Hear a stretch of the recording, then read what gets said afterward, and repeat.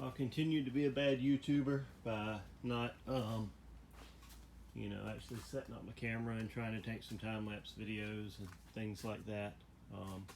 I've been having some trouble with it, but I'm gonna give it another shot today, see if we can make something happen.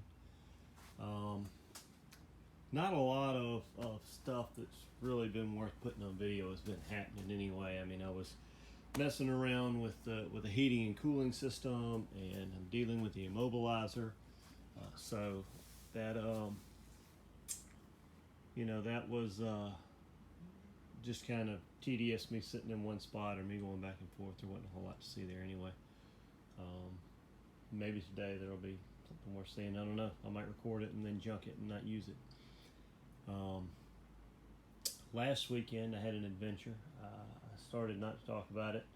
I definitely didn't make a video, but at some point early in this video series, I believe I'd made a point that I wasn't going to hook up a clutch interlock on the starter, because on my Mustang I'd had to start it in gear a couple of times because the clutch kept breaking.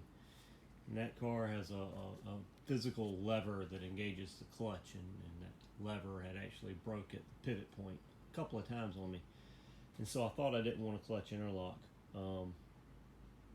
And so I didn't wire one up. And then last weekend I had made a bracket right there to hold the keyless entry system.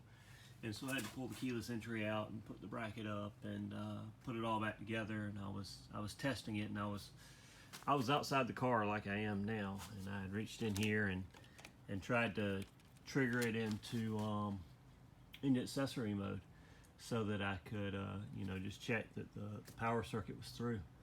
And apparently I held it a little too long. Instead of going for accessory mode, it went for start. And the way this keyless entry system works is it'll hold the starter down for 15 seconds if it doesn't get a signal from the tach that the engine started. So and since I wasn't intending to start it, I didn't reach over there to check and see if it was in gear or not, and it was in first gear. And so the car took off, and it slammed into the wall up here. It's turned around backwards at the moment, but it was facing this way at the time. Thankfully I didn't get hurt, and thankfully nobody else was in the garage. You can see a couple of holes in the wall. That's actually where this metal table went through the wall. The car itself actually slammed into the beam here on this shelf. Look back here, you can see there's some more holes. Thankfully the beam was there, or it might have actually gone through the wall, and then I'd be explaining to the wife why I'm having a mason come out and patch the wall. As far as the car itself, the whole this section here is meant to kind of be a crumple zone, tearaway section in case of an accident, and it certainly crumpled. This bar here used to run from there to there, and so it literally folded it in half. It took that triangle and bent them both in till they were almost touching. I mean, they were that far apart, I guess. Over twice as close as they are now. These arms didn't bend, but this back brace here bent right beside the where the steering cradle mounts. So I spent all last weekend straightening this out as much as I could. I still don't think it's straight enough that, like, for a factory car, the body would bolt on right, but this car, the body panels fit so terrible, and I was going to have to make mounting brackets anyway. I think I'll be okay. If not, I'll fab a new one of these up. It's just some square tube and a couple of brackets that I can cut off with this one and put on the new one. At the end of the last video I made, the radiator had fallen off the way it was mounted. I had simply used some of the epoxy on studs, which are basically a threaded stud with a big disc on the bottom that's got perforated holes on it, and JB Weld Clear, which says it's good to 300 degrees C, but at radiator temperatures it was getting very soft and peeling off and lifting, and so 3 of the 4 radiator studs that are used to hold it on had come off. So what I did was I came in here and I tapped both sides. You can't really see the other side. Maybe I can get up under here. Maybe not. I tapped it with an 8/32. I put the stud back on there and then ran the 8/32 in on both sides so that it was pinned under it, so it could wiggle a little bit, but it was held in pretty firmly by the 832 machine screw. And then I went back with JB Weld high temp, which is good, to 800C intermittent and 500 continuous, and molded it around it to create kind of a cone around it so it captures the set screw and the base, and it is in there really good now.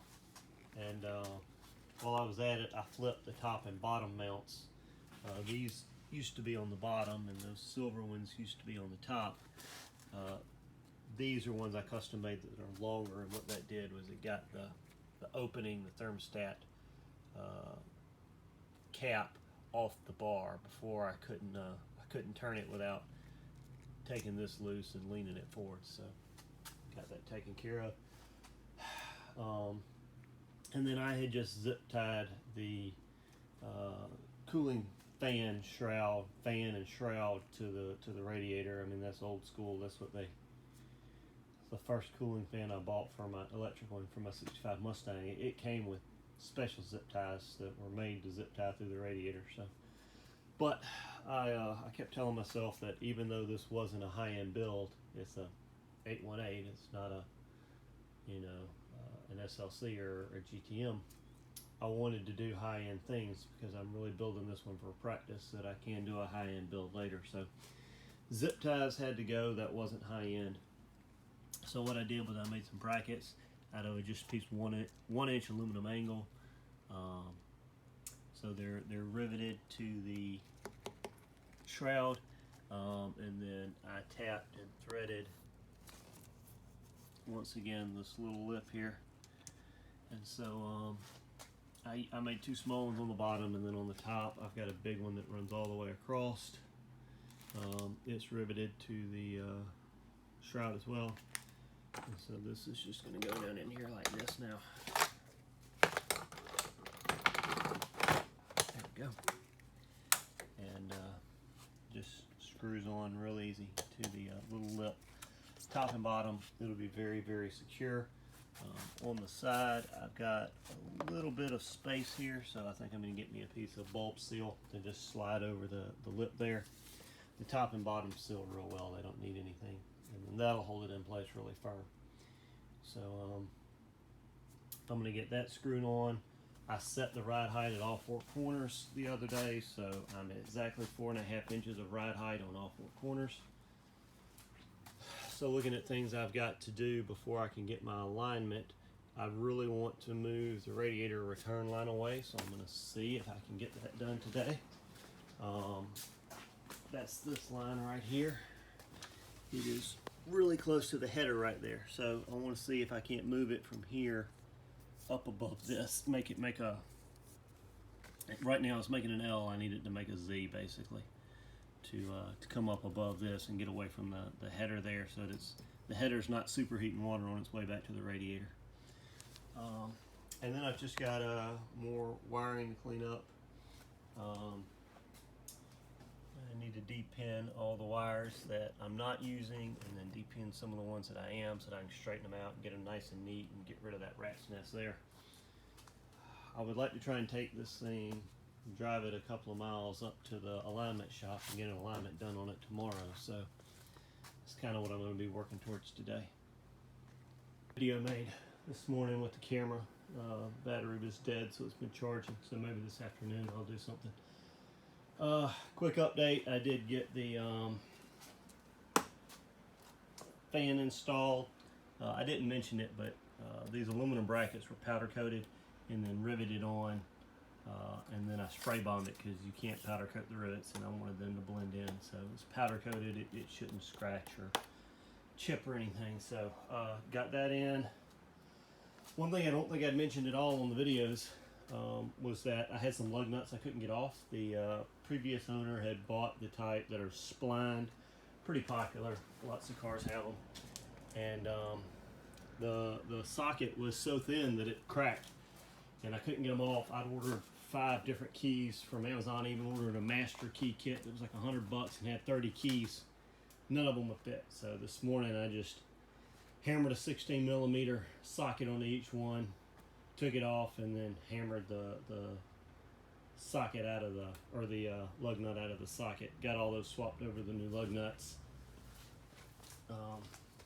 I did work on rerouting this. It's not permanent yet. I moved it up above the link. I gotta make a bracket to hold it tight against the firewall there. I will work on that fairly soon.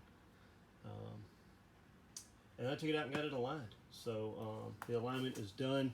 It's nowhere near as twitchy now. I had it just eyeballed and it was pretty twitchy riding around the neighborhood.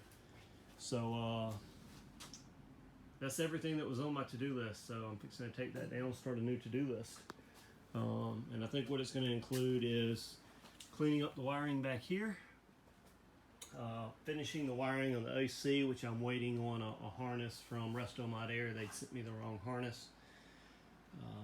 Getting a radio system, getting all the wiring in place for that, power to the radio, reverse camera cable, and some speaker wires. I'm not going to have a lot of speakers. I'm probably just going to put 2 right here between the seats up high. I just want some radio. I'm not putting an amp or a subwoofer or a big audio system. I can't do with no music. So wiring for the radio and speakers, and getting the wiring cleaned up in there, get the AC system wired, and then I've got to get the AC system plumbed. I've got the heater system plumbed, but I've got to get the AC system plumbed, get the condenser, the dryer in, measure how much tubing I need of number 6, number 8, and number 10, get the tubing ordered, and get the fittings here so that I can plumb up, evacuate, and test the AC system. And then it'll be on to the interior, make a mount for the dash and get the dash mounted, so that I can, once I get the dash mounted, then I'll be able to start working on doors and door panels. And so I still don't know what I'm doing on doors. Haven't decided if I want to buy the Factory 5 doors, the newer version doors that accommodate windows, or if I want to try and make my own, because I definitely want side windows. So after doing some research on that. You know, it's a 4-day weekend for me with the Easter holiday and taking some time off work. So hopefully by the end of this weekend, maybe I've got the all the wiring cleaned up, radio wiring ran. If the mailman happens to bring the wiring for the AC, I'll get that ran, and maybe get the dash mounted all in this weekend. That would be nice, so that I can spend next week doing some research on what I want to do for doors and windows.